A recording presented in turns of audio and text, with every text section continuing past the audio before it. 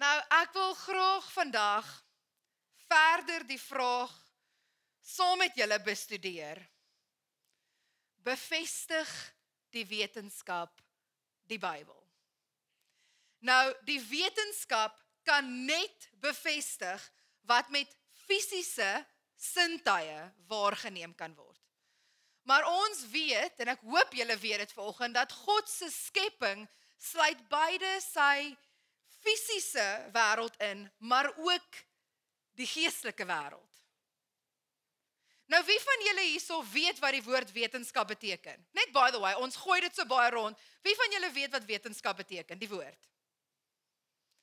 Die woord wetenskap beteken letterlik kennis. So die wetenskap is die mens se manier om die fisiese wêreld te probeer verstaan. Dis is wetenskap eintlik die studie van die skepping. En dit is hoekom in sy suiwerste vorm kan die wetenskap nooit in stryd wees met God of met sy woord nie. Hoekom? Want wetenskap is die studie van sy skepping in alle fasette. Nou die Bybel onthul honderde wetenskaplike feite, duisende jare voordat wetenskaplikes nog daarvan kan leer. Okay? En ons moet net vanoggend besef dat die Bybel, alhoewel dit wetenskaplike feite onthul, die Bybel is nie geskryf om verstandelik beredeneer te word nie, soos baie mense van hou om te doen nie. Die Bybel is eintlik geskryf as 'n liefdesbrief vir my en vir jou, om tot ons harte te spreek. En so is belangrik dat ons vanoggend verstaan dat die God van ons redding is ook die God van die skepping. Nou sedert die middeleeue was van die bekendste wetenskaplikes ook Christene. Weliswaar hulle was hulle tyd vooruit en daar was gevalle waar die kerk soms hulle teengestaan het en selfs hulle vervolg het. Maar persone soos Copernicus, Galileo, Blaise Pascal, Sir Isaac Newton, was almal Christen gelowiges en daar's geen geheim daaroor nie. En tot en met vandag, julle, is van ons bekendste en ons mees belangrikste wetenskaplikes in alle wetenskaplike velde, is diep gelowiges. Wat erken dat hulle soeke en hulle navorsing na die waarheid en na kennis hulle tot by God gebring het en wat hulle geloof versterk het. Nou daar is geïsoleerde gevalle en ek wil dit nie ontken nie. Daar is geïsoleerde gevalle van teenstand vanaf die kerk teenoor wetenskaplikes. Maar dit word dikwels gebruik as voorbeelde dat die Bybel en die breë kerk in spanning is met die wetenskap. Maar dit is nie histories korrek om te beweer dat God, die Bybel, Christene of die kerk in die algemeen in stryd is met die wetenskap nie. Inteendeel, hier is die waarheid. Die kerk het 'n ongelooflike groot rol gespeel reg deur die eeue om wetenskap en kennis te bevorder. Van die grootste universiteite is ontwikkel rondom teologiese fakulteite.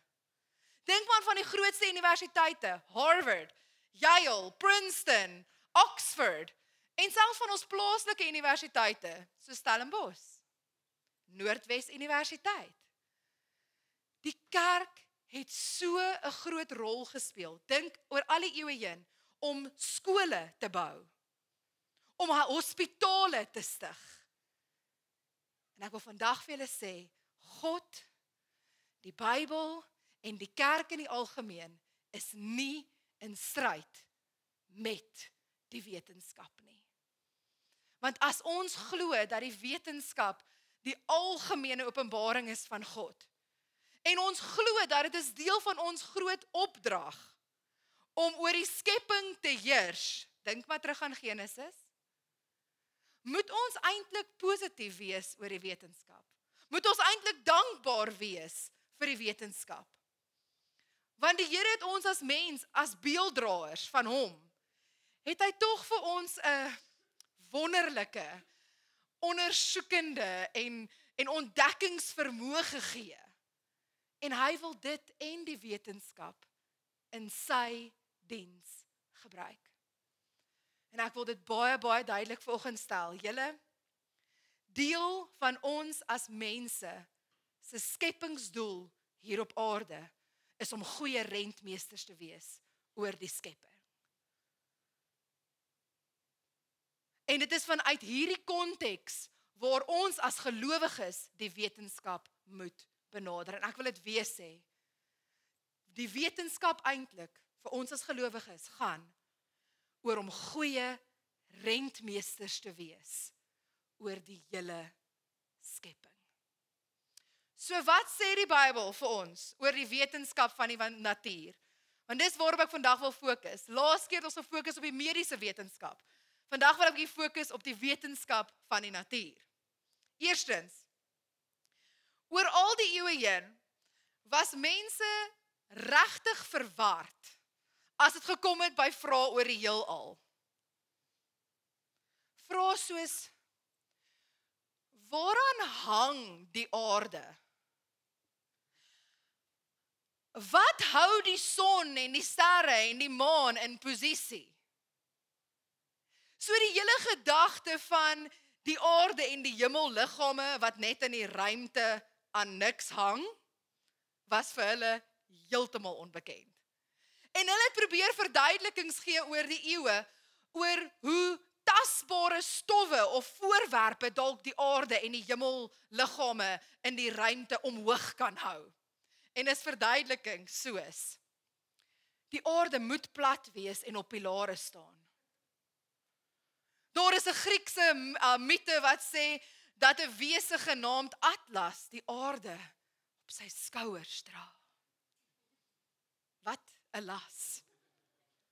Daar is 'n Hindu en Chinese geloof, wat glo dat die aarde bo-op 4 olifante rus, en al 4 olifante staan bo-op die dop van 'n skilpad, en hierdie skilpad lê bo-op 'n slang.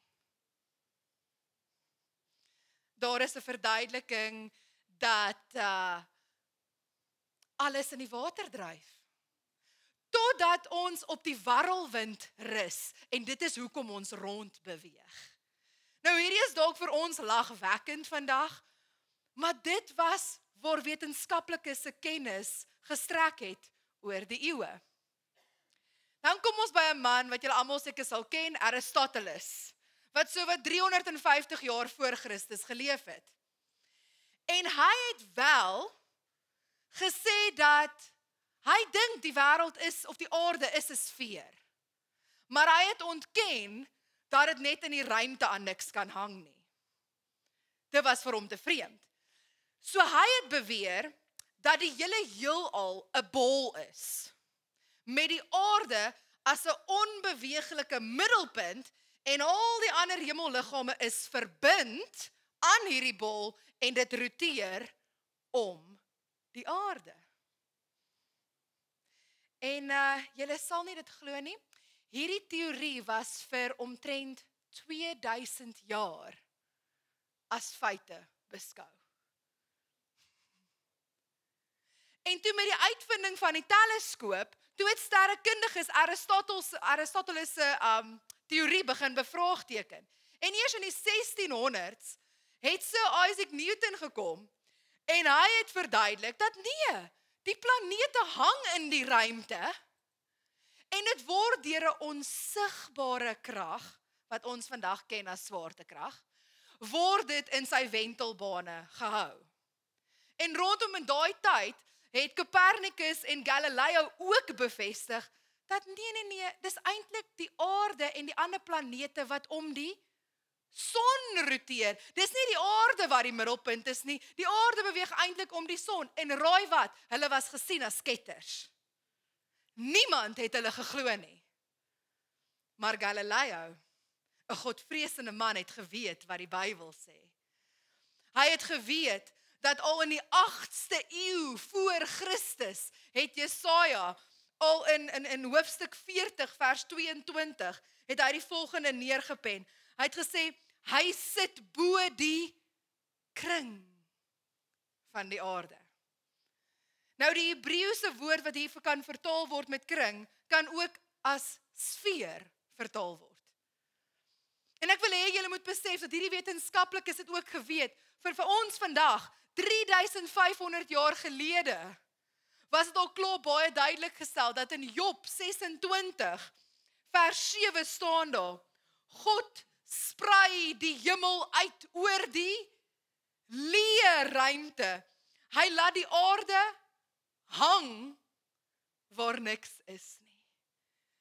Dit is die God wat ons dien. Hierdie goeders is al klaar verkondig duisende jare terug in die woord van God.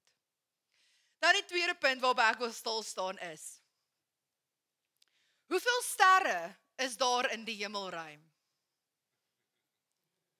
Want jy sien in 150 voor Christus het 'n sterrekundige met die naam Hipparchus, het hy geglo dat hy suksesvol elke ster in die hemelruim getel het. Al 1022 van hulle. En raai wat? Dit was in universiteite geleer vir 250 jaar. En toe kom Ptolemy, wat julle ook al seker van gehoor het.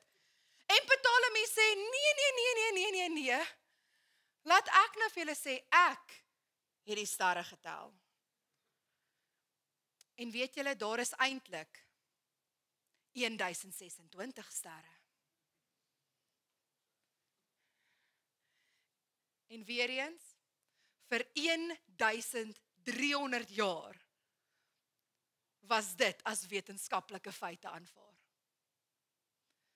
Totdat ons geliefde Galileo, ons godvreesende Galileo, met sy teleskoop gekom het en gesien het, maar daar is eintlik biljoene en biljoene sterre in hoeveel verskillende sterrestelsels, soveel dat ons hulle nie kan tel nie.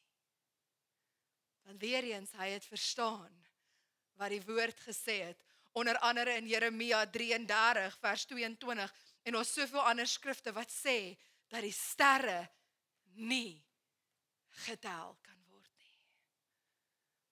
Die woord was nog altyd sy tyd voor, want dit was die Skepper wat sy woord gegee het aan ons as mense. En dan die laaste punt wat ek by wil stil staan is, wetenskaplikes het tot die gevolgtrekking gekom, dat die heelal skielik moes ontstaan het. So, Big Bang, dis die gevolgtrekking. Die heelal moes skielik begin ontstaan het. Maar wetenskaplikes hou nie regtig van die implikasie van hierdie gevolgtrekking nie. Hoekom nie? Want alles wat te begin het, vereis 'n oorsaak.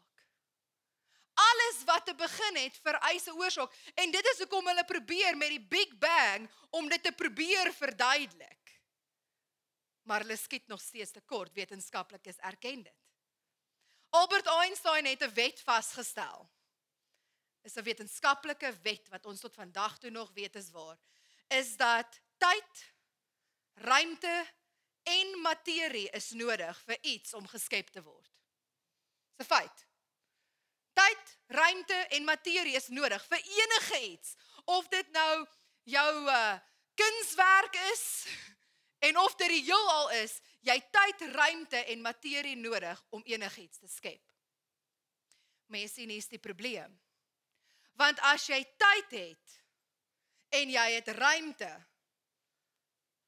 maar jy het nie materie nie, wat maak jy? As jy tyd en materie het, waar plaas jy dit? As jy ruimte en materie het, Wanneer maak jy dit?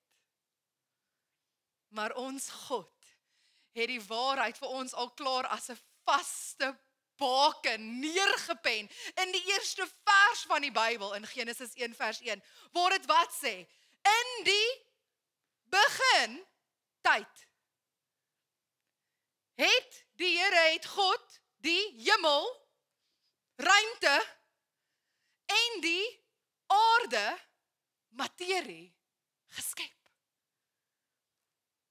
In die eerste vers word dit al klaar vir ons neergepen. En ek wil hê julle moet besef dat in een oomblik het die Skepper wat buite tyd en ruimte en materie staan, die hele heelal tot bestaan gebring. Sodat dit effektief kan funksioneer en kan ontwikkel. God is nie teen die wetenskap nie, julle. Hy is die skepper van die natuur. En hy het dit vir ons geskape as 'n seën vir ons. En ek wil vandag vir julle sê, vir die van ons wat waarlik 'n diep geloof het in die Here, is die wetenskap ook een van die mooiste vorme van aanbidding. Hoekom sê ek so? Want God het homself ook openbaar aan ons deur sy skepping. En ons lees dit in Romeine 1 vers 20 tot 22 en ek wil hê julle moet dit inneem soos wat ek dit lees. Dit sê van die skepping van die wêreld af kan 'n mens uit die werke van God duidelik aflei dat sy krag ewigdurend is en dat hy waarlik God is. Hoewel dit dinge is wat 'n mens nie met die oog kan sien nie. Hoekom? Want sy skepping is nie net fisies nie, maar ook geestelik. En vir hierdie mense, en hierdie ek wil vanoggend sê, ek bid vanoggend vir wetenskaplikes. Want ek wil vir jou sê, as jy met God se skepping werk, hierdie versie, dis al geen verontskuldiging nie, want jy's besig met die Here se skepping. En so dit sê, vir hierdie mense is daar dus geen verontskulding nie. Hoekom? Omdat al weet hulle van God, hulle hom nie as God eer en dank nie. Met hulle redenasies bereik hulle niks nie, en deur hulle gebrek aan insig bly hulle in die duister. Hulle gee voor dat hulle verstandig is, maar hulle is dwaas. En julle waar die Bybel en die wetenskap oënskynlik mekaar weerspreek, en ek het dit laas keer ook gesê, waar dit oënskynlik in stryd is met mekaar, moet ons besef dat of die wetenskap beskik nog nie oor die nodige feite nie, sodat hulle tot die volle waarheid kan kom nie, of die Bybel word verkeerd geïnterpreteer. Dit word buite konteks verstaan. En ek wil ook duidelik sê, onthou net julle, die Bybel praat baie keer metafories. Die Bybel gebruik baie keer beeldspraak om 'n prentjie vir ons te skep, sodat ons met ons beperkte woordeskat kan begin verstaan. Sodat die alledaagse mense kan verstaan. En so ons moet die Bybel ook reg interpreteer. Maar ek wil vandag eindig af met hierdie stelling, of julle sê, dat God se voetspore en sy handewerk lê die hele wêreld vol. Dit is deel van sy algemene openbaring. En soos die wyse manne uit die ooste die koning Jesus kom soek het in Bethlehem toe hy gebore is, deur die openbaring en die waarneming van die natuur, so kan ons ook die wetenskap vandag gebruik om ons tot Jesus te lei. Maar dit is nie die hele waarheid nie. Ons moet onthou dat die waarheid lê by Jesus. En ek weet ons kan nie God in 'n laboratorium bestudeer nie. Ek weet ons kan hom nie onder 'n mikroskoop of 'n teleskoop sit en hom kan raak sien fisies nie. Maar julle, daar is oorvloedige getuienis dat die Here wel 'n lewende werklikheid is en ons hoef hom nie te probeer bewys nie. My getuienis, jou storie van sy krag en sy liefde in jou lewe is meer as genoeg. Ons hoef hom nie te bewys nie. En 2 Korintiërs 4 vers 6 sê dit vir my so mooi. Dit sê God het gesê, laat daar lig skyn uit die duisternis. Hierdie gaan oor sy handewerk wat hy openbaar het met fisiese sintuie. God het gesê dat daar lig skyn uit die duisternis.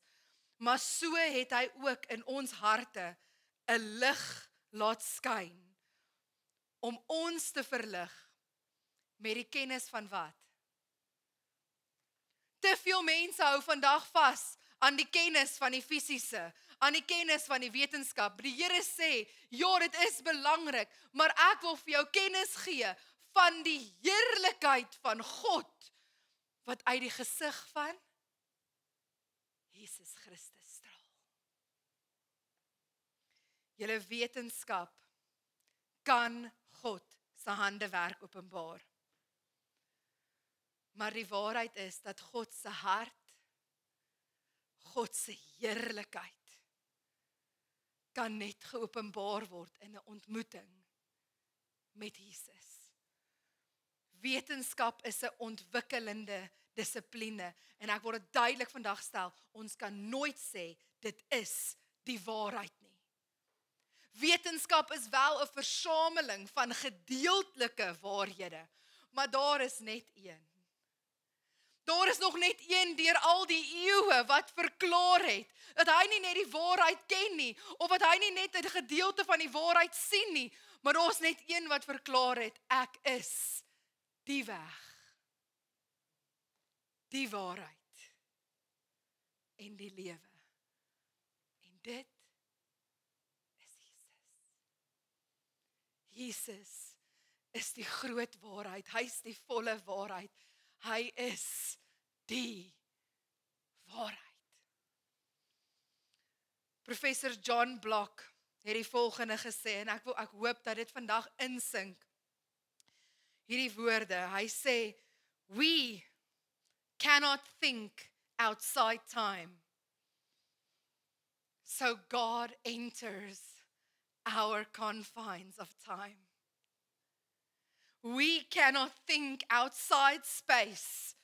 So God enters our world of space. Ek wil hê jy moet dit besef vanoggend. Ek wil hê jy besef dat God is buite die boks. Ek weet ons as mense het so behoefte om hom in die boks te sit. Om hom te beperk. Om hom te beperk met wetenskap en met die kennis wat ons kan verstaan. Maar God is buite die boks. En tog het hy gekies om deur Jesus in die boks in te klim. En ons lees in Johannes 1 vers 14, lees ons, en die woord het mens geword en by ons kom woon. Ons het sy heerlikheid duidelik gesien. 'n Heerlikheid soos die van die enigste seun van die Vader, vol liefdevolle goedheid en waarheid. God is die skepper van die natuur. Hy is die skepper van kennis. Wat beteken dat hy homself kan openbaar deur die wetenskap, maar ek wil dit duidelik maak vanoggend. Julle, hy staan ook buite die wetenskap.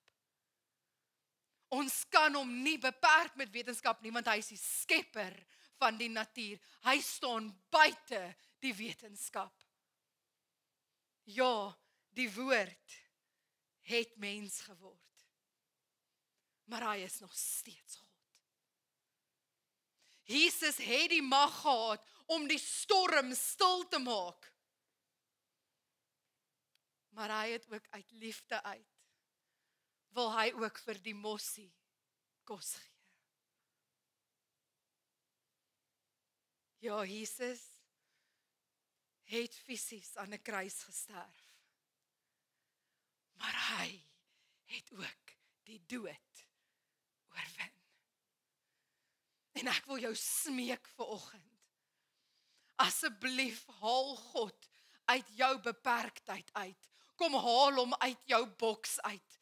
Hy is groter as die wetenskap. Hy staan buite die wetenskap. He is above it all.